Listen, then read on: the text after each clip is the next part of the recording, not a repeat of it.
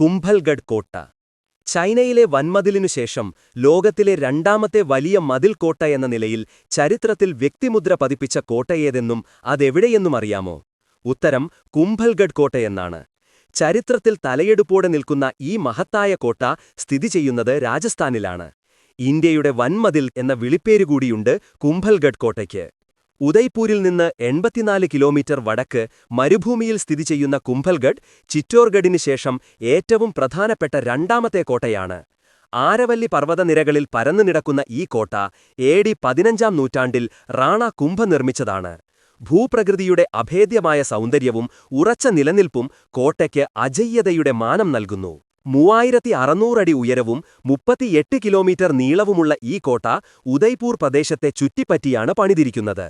ഇപ്പോൾ രാജസ്ഥാനിലെ hill forts ഗ്രൂപ്പിന്റെ കീഴിലുള്ള ഈ കോട്ടയെ യുനെസ്കോ ലോക പൈതൃക സ്ഥലമായി അംഗീകരിച്ചിട്ടുണ്ട്. ധാരാളം യുദ്ധങ്ങൾക്കു സാക്ഷ്യം വഹിച്ച ഈ കോട്ട അതിർവരമ്പില്ലാത്ത അതിർത്തിയായി വർത്തിക്കുന്നു. യുദ്ധസമയങ്ങളിൽ മേവാറിലെ ഭരണാധികാരികൾക്ക് അഭയസ്ഥാനമായി വർത്തിച്ച കോട്ട കുട്ടിക്കാലത്ത് മേവാർ രാജാവ് ഉദായിക്കും അഭയകേന്ദ്രമായിരുന്നു.